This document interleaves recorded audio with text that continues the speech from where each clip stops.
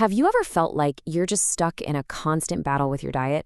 You lose the weight, you feel amazing, and then slowly but surely it all comes creeping back. It's such a frustrating cycle, right? But what if I told you there's a very real scientific reason for that struggle, and more importantly, a science-backed way to finally break it? Okay, let's get right into it. First things first, let's just get a handle on the sheer scale of this problem. When you look at the majority of weight loss studies, you see this absolutely staggering failure rate. We're talking up to 90%. Yeah, you heard that right. 90% of people who lose a significant amount of weight will eventually regain it. So if you've been through this, trust me, you are not alone. So why is it so incredibly hard? The key thing to understand is that this isn't just about a lack of willpower. Not at all. When you diet, you're actually fighting a war against yourself on two completely different fronts. One is physiological, and the other is psychological. You're literally up against both your body and your mind. Let's start with that first front, your body. Our bodies are incredible survival machines. They've been honed by thousands and thousands of years of evolution, where famine was a way bigger threat than putting on a few pounds. And those ancient survival mechanisms, they kick into high gear the second you start cutting calories.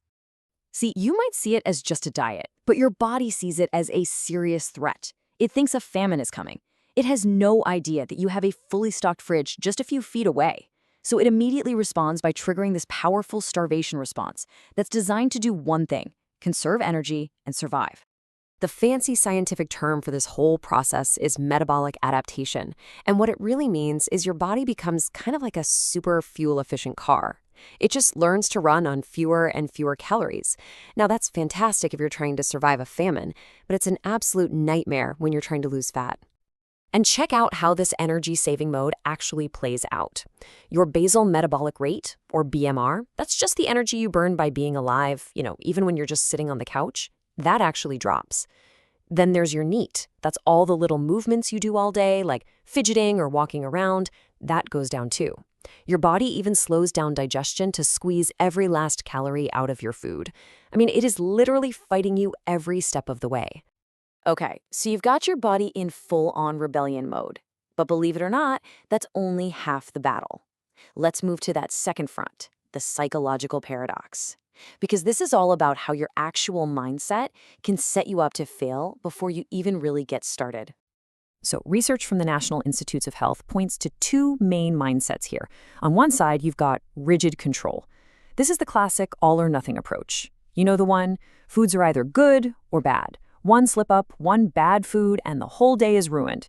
But on the other side, you've got flexible control.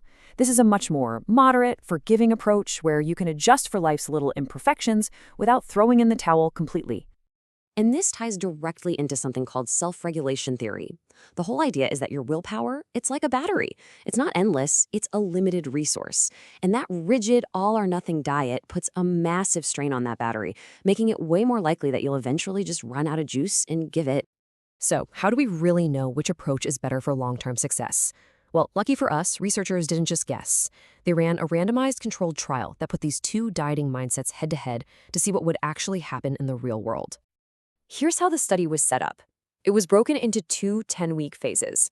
For the first 10 weeks, everyone was put on a calorie deficit diet. They were all people who already did strength training, and they were split into either the rigid or the flexible group. But for the final 10 weeks, they were just told to eat freely, and that's where things got really, really interesting. And this slide right here brilliantly shows what happened during the diet itself. As you can see, both groups were successful. In fact, the rigid group actually lost a little bit more weight and fat. Now, if you only looked at this slide, you might think, well, the rigid all-or-nothing approach is the clear winner, but you'd be missing the most important part of the entire story. Because let's be honest, the true test of a diet isn't just about losing the weight. It's about what happens after. And the most crucial finding of this whole study popped up in that second phase, once the formal diet was officially over. Just look at these numbers. It's incredible. In the 10 weeks after the diet, the flexible group, they didn't just maintain their results. They actually gained 1.7 kilograms of fat-free mass. That's mostly muscle. They got stronger. Meanwhile, the rigid group, they lost almost a full kilogram of that vital muscle tissue. The flexible approach led to a better, stronger body, while the rigid one actually made them weaker in the long run. Okay, so the evidence is pretty clear. Flexible is way better than rigid. But what does the ideal system actually look like? Well, the solution is surprisingly counterintuitive, and it's something I like to call the eat more, move more secret. See, the goal isn't to shrink your metabolism down into this tiny, efficient little engine that runs on fumes. The real goal is to build a bigger, more powerful metabolic engine. This is a state known as high energy flux, or G flux, where you intentionally eat more and move more, basically turning your body into a calorie burning powerhouse. And get this isn't just some theory. An analysis of the huge NHANES health database found something fascinating. The leanest people in the study actually reported eating about 300 more calories per day than less lean people. But they also exercised a lot more. They're basically the living proof of this high energy flux lifestyle. So, how do you actually create this for yourself? It really boils down to a three-step process. Step one, you got to prioritize strength training to build that metabolically active muscle. Two, increase your overall daily movement. Aiming for somewhere between 8,000 to 12,000 steps is a fantastic target. And third, you slowly and strategically add calories back into your diet. This method is called reverse dieting, and it lets your metabolism adapt upwards without you gaining fat. All right, so we've covered the science, but how do you actually turn all these concepts into a system that works in your real life? Let's make this practical. Well, according to the National Weight Control Registry, which is this huge database of people who've successfully lost weight and kept it off for years, the single most common habit they all share is self-monitoring. They track their progress. They just pay attention. But okay, what should you actually track so you don't get completely overwhelmed? The experts are pretty clear on the hierarchy here. Tracking your body weight consistently is by far the most important piece of feedback. Next up is your general food intake, and then your daily steps. Honestly, those three data points give you almost everything you need to know. And finally, to really make all your actions stick, you need a powerful goal structure. Don't just focus on the outcome. You need to build a goal hierarchy. You start with your why. Who is the person you want to become?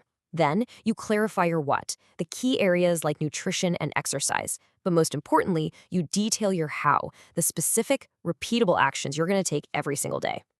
And this right here is a perfect example of what a how plan looks like.